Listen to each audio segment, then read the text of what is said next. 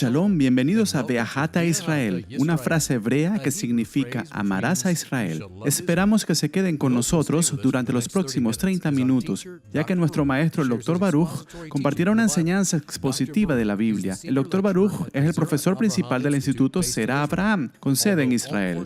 Aunque todos los cursos en el instituto se imparten en hebreo, el Dr. Baruch se complace en compartir este video semanal en español. Para obtener más información, por favor, visite la página loveisrael.org. Una sola palabra, loveisrael.org. Aquí les dejo con el maestro Baruch y la lección de hoy. En las Escrituras vemos que la luz es tan importante. Vemos que la luz y la verdad están intrínsecamente relacionadas. La Escritura dice acerca del Mesías que Él es la luz del mundo. Estamos llamados a caminar en luz y no en oscuridad. Y la pregunta que cada creyente tiene que hacerse es, ¿estoy yo en la luz? La luz trae cambios. Cuando Dios creó los cielos y la tierra, una de las primeras cosas que creó para llevar a cabo su orden, es decir, eso que es bueno, fue la luz. Bueno, saca tu Biblia y mira conmigo a la epístola a los Efesios en el capítulo 5. Ahora comenzamos ese capítulo la semana pasada y vemos aquí que Pablo, en medio de este capítulo, comienza a hablar sobre luz. De hecho, él nos llama hijos de luz. Él dice que ya no estás en oscuridad, pero debes caminar como de luz. Y dejamos el versículo 14. Entonces regresamos a ese versículo y mira lo que dice aquí, Efesios 5 en el versículo 14. Leemos aquí, porque la luz es lo que manifiesta todo. Entonces, cuando la luz se mueve, manifiesta cosas. Por lo tanto, él dice, y él va a citar el antiguo pacto. Ahora él está hablando de luz. La luz es iluminación, y él siempre lo hace personal. Y es por eso que cita esto primero. Él dice, despiértate tú que duermes. Ahora, ¿de quién está hablando? Bueno, está hablando de durmientes, muchas veces de los que están muertos. Como él habló en el capítulo 2 de Efesios, los que están muertos y los pecados y las transgresiones. Pero eso no debería aplicarse a usted y a mí si hemos aceptado el Evangelio. Ya no estamos muertos, pero hemos sido hechos vivos. ¿Y qué se supone que debemos hacer? Se supone que debemos caminar como hijos de luz. Por lo tanto, donde quiera que vayamos, debe haber un efecto iluminador. La verdad debe verse. La verdad se debe poner sobre esa situación. Y dice en el versículo 14, él dice, despiértate tú que duermes. Él dice, levántate de entre los muertos. Entonces, ya no se supone que vivimos como muertos en la corrupción y las cosas que provocan la muerte. ¿Qué es eso? Pecado. En última instancia, lo que las Escrituras revelan, hay una conexión entre el pecado y la muerte. La muerte entró al mundo por el pecado. Entonces él dice, levántate de la muerte, no vivas más según los elementos que provocan la muerte. Pero él dice, porque el Mesías, ese es el ungido, ha brillado sobre ti. Entonces, ahora de la misma manera que en el capítulo 1 de Génesis, esa luz comienza ese cambio de la falta de orden de Dios a lo que es bueno, y no solo bueno, sino muy bueno. Lo mismo puede convertirse en una realidad en nuestra vida. De la misma manera que nuestra vida carecía del orden de Dios, no vivíamos, no nos comportábamos y hacíamos según la iluminación de la verdad de Dios, pero estábamos en la oscuridad. Pero ya no es este el caso, eso es lo que intenta decirles. Entonces mira el versículo 15. Él usa una frase muy importante. Ahora Pablo está hablando aquí. Pero este es uno de los términos favoritos que usa el Mesías, y normalmente lo usó con respecto a su discusión y enseñanza y profetizar sobre los últimos días. ¿Qué es eso? Él dice, cuidado. Ahora, si Dios nos está advirtiendo, y eso es lo que está haciendo, debemos tomarlo en serio. Y es solo cuando tenemos nuestras vidas iluminadas por el Espíritu Santo, la luz de Dios, entonces, y solo entonces, podremos mirar hacia afuera y observar las cosas aprobadas. ¿Qué se supone que hagamos? Versículo 15. Él dice, por lo tanto, mirad y vigilen. ¿Cómo? Bueno, él usa una palabra, y esta palabra griega, mientras yo investigaba y obtuve una variedad de términos en español. Pero mientras lo estaba revisando en el idioma hebreo, me encontré con esta frase, Beofenhanahon bidiyu, lo que significa en una forma correcta, exactamente. Entonces, cuando dice cuidado, es una advertencia. Hay una suposición. Dios espera que andemos ¿cómo? Exactamente de la manera correcta. A eso se refiere cuando dice, sed perfectos. Estamos llamados a ser como Él, la luz del mundo. Y, por lo tanto, Él tiene algunas expectativas muy severas. Él dice, por lo tanto, cuidado con cómo caminas. Hazlo de una manera que sea exactamente correcta y no como el imprudente, sino como el sabio. Ahora, preste atención a esta palabra para sabiduría. Sabes que la Biblia habla de conocimiento, habla de la comprensión, habla de juicio, que es ser capaz de discernir una situación. Y también tenemos esta palabra sabiduría, y cada una de estas palabras tiene algo diferente. Cuando habla de sabiduría, la sabiduría no es conocimiento. La sabiduría depende del conocimiento desde un punto de vista bíblico, pero no es conocimiento en sí misma. La sabiduría es la capacidad de poner el conocimiento en acción. Ahora puedes saber muchas cosas. Estaba hablando con un chico joven. Él ama el béisbol y le hice una pregunta. Y él respondió esa pregunta primero, repasando todos estos hechos, todas estas estadísticas. Y todos ellos eran verdad. Todos fueron reales, pero en realidad no estaban relacionados con mi pregunta. Finalmente, llegó a ella. Ahora, él solo estaba dando un montón de información. Ahora, está bien tener esa información, pero la sabiduría es la habilidad. Está arraigada en el discernimiento también de ser capaz de discernir cuál es el conocimiento adecuado para una situación dada. Y luego, esto es lo que la sabiduría realmente es, la capacidad y el conocimiento para aplicar eso a una situación dada. Y eso es lo que Dios espera de nosotros. Y déjame decirte que nunca serás tan sabio en ti mismo. Nunca tendrás tanto conocimiento, discernimiento, juicio, inteligencia, entendimiento, que puedes hacerlo solo basado en ti mismo. Siempre estamos en una absoluta necesidad del Espíritu Santo para enseñarnos esto, para otorgarnos esa sabiduría, para saber qué conocimiento tomar, cuándo tomarlo y cómo usarlo y aplicarlo a qué situación. Y de eso es de lo que está hablando aquí. Entonces él dice, no estés contra la sabiduría, más bien, sé sabio, redimiendo, versículo 16, redimiendo el tiempo porque los días son malos. ¿De qué está hablando aquí? Redimiendo el tiempo. Bueno, aquí está la verdad bíblica con respecto a este versículo. Mira, cuando vivimos basados en la comprensión humana, perspectiva humana, perdemos mucho tiempo.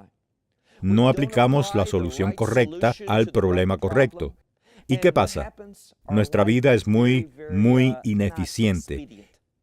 Estamos frustrados porque parece que no avanzamos. Solo pasamos por la vida. Entonces, ¿qué dice aquí? Cuando estamos operando en sabiduría, cuando tenemos discernimiento, inteligencia, juicio de Dios, ¿podemos hacer qué? Podemos redimir el tiempo. ¿Qué significa eso? Bueno, la redención tiene que ver con la propiedad. Dios nos va a dar autoridad sobre el tiempo para que pueda ser usado para el propósito de ¿quién? Su propósito. Cuando no estamos ejercitando el discernimiento y la sabiduría, el tiempo se desperdicia. ¿Y a quién le gusta una vida desperdiciada? A Satanás. ¿Sabes que una de las formas en que se habla de Satanás se le menciona como nuestro acusador? ¿Qué él ha hecho? A él le gusta ver el desperdicio en nuestra vida. ¿Por qué digo eso? Bueno, Dios es fiel, Dios es misericordioso, Dios es un Dios bendito, Dios nos da tantos recursos. Pero si no tenemos sabiduría, no sabremos cómo utilizar esos recursos para el propósito del reino. ¿Y qué vamos a hacer? Los vamos a botar, los vamos a desperdiciar. ¿Y qué es Satanás? Bueno, uno de sus nombres es el acusador. Él va a acusarnos ante Dios de todos los desperdicios en nuestra vida. Entonces, es solo cuando caminamos en la luz, como hijos de luz, tenemos esa iluminación del Espíritu Santo. Estamos operando en su conocimiento, su discernimiento, su sabiduría. Entonces, y solo entonces, podemos hacer ¿qué? Miren el versículo 16, que podemos redimir el tiempo. ¿Por qué? Los días son malvados. ¿Qué significa eso? Bueno, los días tienen que ver con el periodo de tiempo, y el mal está fuera de la voluntad de Dios. Hay muchas cosas en contra de la voluntad de Dios en este momento. Estamos entrando en un periodo de tiempo de lo que es bueno se llama malo y lo que es malo se llama bueno por el mundo. ¿Y qué hacemos en nuestra situación donde nos encontramos en la esfera de influencia en la que Dios nos ha colocado? Estamos llamados a redimir. Estamos llamados a tomar posesión de ese tiempo para Él. Redímelo para los propósitos de Dios. Continúe con el versículo 17. Debido a esto, dice, no seas, y usa una palabra que tiene que ver con el conocimiento, pero tiene ese prefijo por delante. ¿Qué prefijo? La letra alfa. ¿Qué significa eso? En contra. Entonces, dice, no estés en contra del conocimiento, no estés en contra de la verdad de Dios, no obstaculices eso, pero busca eso. Entonces él dice, no estés en contra del conocimiento, pero ¿qué? Sé comprensivo, comprende cuál es la voluntad. Recuerda, existe esa relación entre la voluntad de Dios y lo que es bueno, y solo entendemos la bondad según los atributos de Dios. Entonces dice, no estés en contra del conocimiento, pero entiende cuál es la voluntad de, dice Dios. No, es ese famoso término, ese que aparece tan frecuentemente en esta epístola, donde él habla de Señor o Maestro. Entonces dice que no estés en contra del conocimiento. ¿Qué nos da este conocimiento? Cuando me acerco a Dios en un espíritu de sumisión, Dios va a enseñar. Dios me va a dar a conocer. Él me otorgará entendimiento y sabiduría cuando me acerque a Él de esa manera. Cuando me acerco a Él para tratar de hacer que haga mi voluntad en base a lo que quiero, Dios está en silencio. Y espero escuchar algo. ¿Y quién comienza a hablar? El enemigo. Ya sea que hable en mi conciencia o si lo escucho a través de algún otro líder espiritual que no está bajo la sumisa voluntad de Dios, me llevarán lejos. Entonces dice que necesitamos entender cuál es la voluntad del Señor y no ser que no te emborraches con el vino. Ahora, ¿por qué lo menciona en ese momento? ¿Cuál es la relación? Bueno, sabes que el alcohol, muchas veces el alcohol se le llama espíritu. Ahora, este es el punto que quiero que veas. Dice, sed llenos del Espíritu Santo. Y una de las características del Espíritu Santo es que Él entra en algo y lo llena. Y déjame decirte, cuando llena algo, se siente bien. También tiene que ver con una sensación de satisfacción, o podríamos decir, la capacidad de discernir que esto es correcto. Mira, muchas personas viven una vida y se sienten vacías. ¿Cuál es la fuente para curar ese vacío?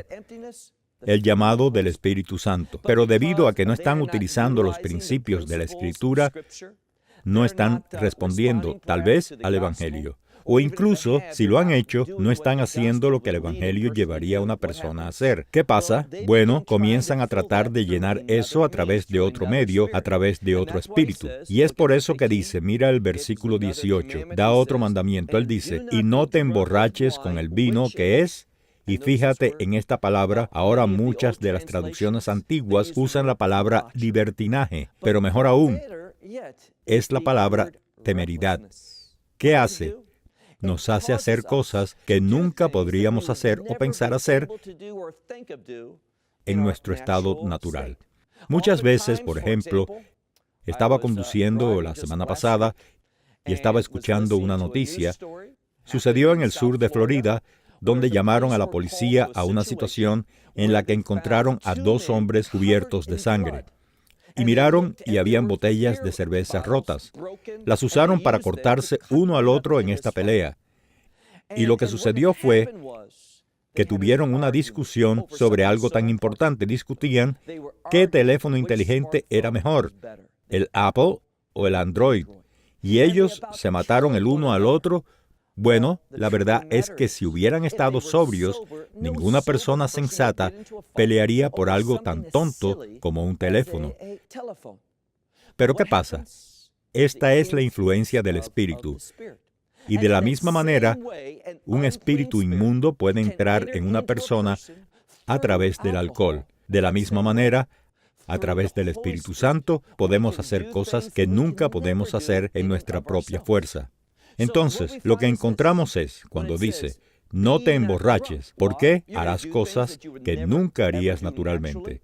De la misma manera, en el Espíritu Santo vamos a hacer cosas que nunca podríamos hacer de forma natural. Uno es con un resultado negativo, esa es la embriaguez, y el otro tiene un resultado positivo. Entonces él dice aquí, no, que no te emborraches con el vino que trae, que temeridad o imprudencia. Pero él dice, sed llenos en el Espíritu. Ahora, ¿cuál es uno de los resultados de estar lleno del Espíritu? ¿Cómo sé eso? Bueno, aquí está. El resultado de ser lleno del Espíritu, y lo veremos en un momento, es ese deseo de adorar a Dios, de alabarlo. Entonces, es una prueba muy simple. Si no deseas adorar a Dios, cantarle alabanzas, exaltarlo, adorarlo, darle gracias, y para hacerlo en la asamblea, puedes estar seguro de que el Espíritu Santo no te está guiando ahora mismo. Él no está moldeando tu vida. ¿Por qué digo eso? Comprende la conexión entre los versos. Regrese de nuevo al final del versículo 18. Él dice, más bien, sed llenos del Espíritu. E incluso a través de un versículo nuevo, versículo 19, no hay un pensamiento nuevo. Él está hablando sobre el resultado de estar lleno del Espíritu. ¿Qué es eso? Hablando el uno al otro, que salmos y en himnos y en canciones, canciones espirituales, canto y también haciendo melodía en tu corazón para que, nuevamente, al Señor. Estás alabando a Dios. Usted le está agradeciendo. ¿Por qué? Por el reinar en tu vida. Por Él guiándote, dirigiéndote, tomando posesión de tu vida. Satanás, ¿qué hace? Él te gobierna a la destrucción. Pero Dios, Él gobierna sobre ti para llevarte al cumplimiento de su, ¿qué? Su buena voluntad. Para que puedas ser una persona que manifiesta la justicia y la gloria de Dios. Y recibe el resultado de eso. Entonces, versículo 20, él dice, dando siempre gracias por todo, que todas esas cosas que son nombradas por nuestro Señor, el Mesías Yeshua, y para Dios, nuestro Padre. Entonces, lo que quiero que vean aquí en este pasaje de las Escrituras es que se nos dice que demos gracias al señorío del Mesías. ¿Y por qué él trae al final de esto, Dios nuestro Padre? Bueno, el Padre tiene que ver con un proveedor, uno que es responsable. De la misma manera, cuando una mujer joven es dada en matrimonio, nota que a la gente no le gusta escuchar eso hoy, pero dada en matrimonio. De lo que habla la Escritura, y vamos a entrar en esto en el capítulo 6, vamos a ver cómo Dios habla de su orden. De eso es de lo que estamos hablando aquí. Y hay un orden para hombres y mujeres dentro de la familia, entre los niños y en toda la casa. Eso es lo que trata el capítulo 6. Él comienza con un poquito en este momento. Él habla sobre su orden. Mira de nuevo este pasaje de las Escrituras.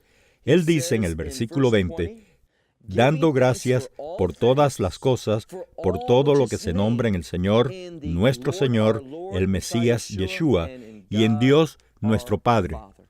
¿Por qué es eso? Porque cuando nos sometemos al señorío del Mesías, encontramos la provisión de Dios. Encontramos su supervisión en nuestra vida. Él asumiendo la responsabilidad por nosotros. Bien, verso 21. Sométanse uno al otro. ¿Cómo? En el temor al Mesías.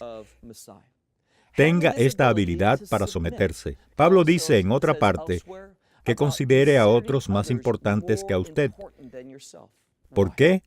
Bueno, si estás bien con Dios, deberías darle oportunidad a los demás. ¿Por qué? Para que ellos puedan enmendarse con Dios. Por lo tanto, sométete. Esta es la misma idea que encontramos en Filipenses capítulo 2, cuando el Mesías se sometió al plan de Dios. ¿Para quién? Para ti y para mí. Cuando dejó su trono, se vació de sí mismo y lo hizo sometiéndose. ¿Por qué? Para nuestro beneficio. Y ahora, porque Dios lo ha hecho en nuestra vida, estamos llamados a hacer eso en la vida de los demás. Entonces Él dice, someteos el uno al otro en el temor que le está dando prioridad al Mesías. Ahora veamos de lo que hemos hablado al final del capítulo 5. Él va a estar hablando y comenzará toda esta discusión de la familia que pasa al capítulo 6. Él dice, esposas, a sus propios maridos como al Señor. Y la implicación es que todavía estamos en la misma idea de sumisión. Ahora, Dios tiene un orden para la familia. Y solo cuando la familia se somete a este orden, entonces Dios será revelado poderosamente en sus vidas, su provisión, su providencia y su bendición. Entonces, mira nuevamente el versículo 22. Hoy no es popular, pero es una verdad bíblica. Él dice, mujeres, sométanse a sus maridos como al Señor. Esto es, en su liderazgo espiritual. Porque el hombre es la cabeza de la mujer.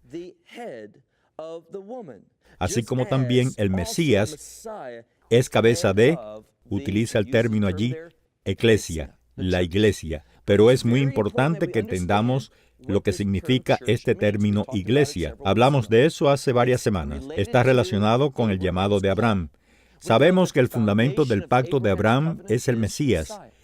Y de la misma manera que Abraham fue llamado a salir de Ur, de los caldeos, llamado fuera de su familia, su herencia, todo en lo que fue criado, fue sacado de ahí.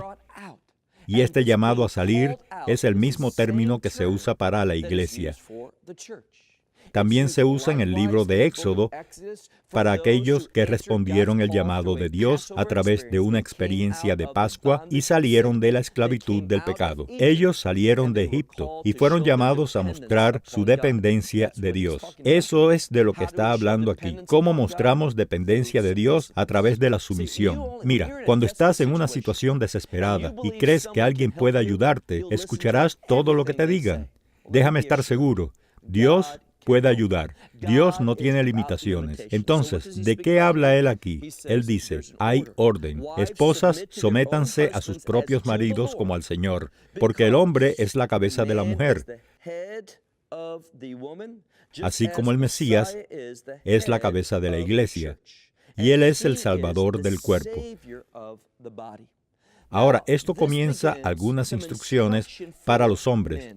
¿Por qué digo eso? Porque hombres no nos han dado esa posición de liderazgo y autoridad para que podamos explotarlas. No. ¿Qué dice aquí? El Mesías no vino para explotar a la iglesia. Él vino como que el Salvador del cuerpo.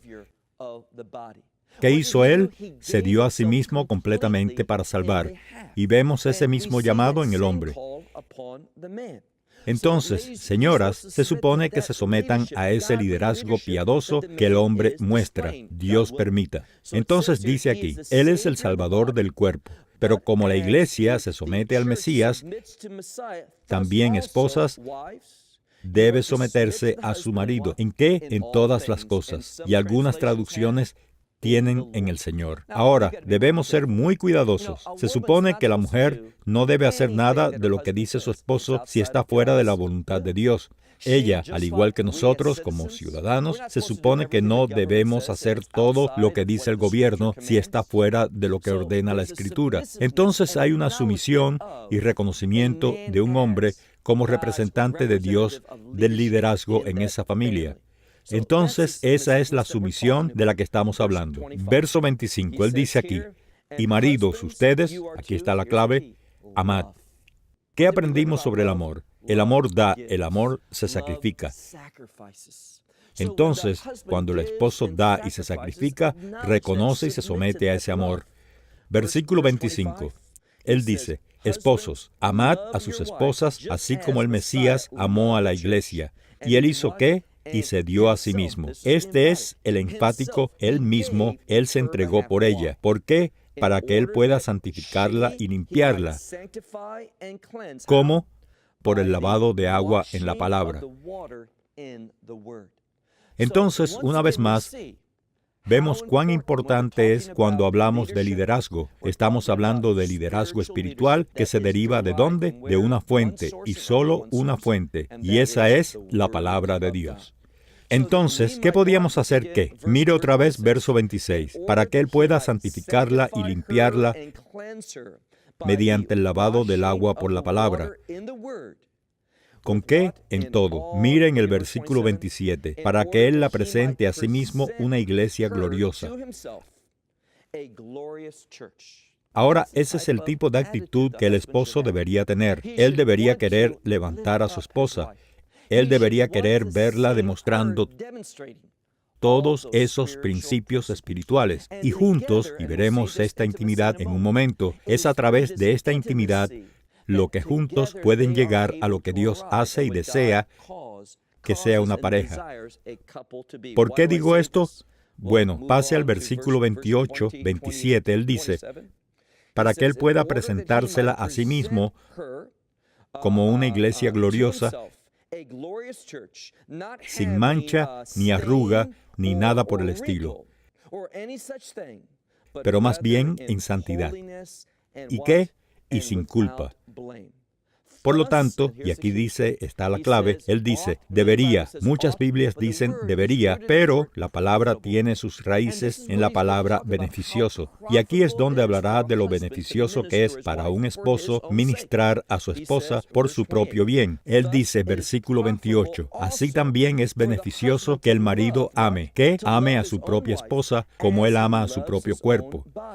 El que ama a su propia esposa se ama a sí mismo, lo que significa que es en su mejor interés. Cuando le está dando a su esposa, también se está dando a sí mismo. Y cuando él no ministra, da amor, piensa en la condición espiritual de su esposa y se mueve para mejorar eso, rindiéndose a los principios de Dios para lograr eso en su vida. Cuando él no hace eso, ¿qué está haciendo? Él se está lastimando a sí mismo. Y eso es de lo que él habla al final del pasaje. Porque nadie odia jamás su propia carne, sino que la alimenta y la valora, así como también el Mesías hace a su iglesia. Y tú eres parte de su cuerpo. Y luego vamos a cerrar aquí y vamos a comenzar la próxima semana viendo cómo lo hace. ¿Cuál es la actitud correcta para una pareja cuando están entrando en un pacto matrimonial? ¿Cuál es la actitud correcta para empezar debido a esto? Si no comienzas de la misma manera correcta, es terriblemente difícil cambiar ese matrimonio. Entonces es por eso que es tan importante que la gente entienda el matrimonio como un pacto. Bueno, estamos fuera de tiempo. Hasta la semana que viene, cuando seguimos adelante en este mismo 5º capítulo y luego en el capítulo 6, cuando aprendamos algunos principios importantes sobre ordenar el hogar para la causa del reino. Esperamos que se haya beneficiado del mensaje del día de hoy y lo comparta con otras personas. Por favor, únase a nosotros cada semana a esta hora en este canal. Para mayor información, visítenos en la página web loveisrael.org. Allí encontrará artículos y numerosas conferencias realizadas por Baruch, enseñanzas en forma de video que pueden ser descargadas o vistas online. Hasta la próxima semana. Que el Señor les bendiga en el nombre del Mesías Yeshua, que es Jesús. Shalom desde Israel.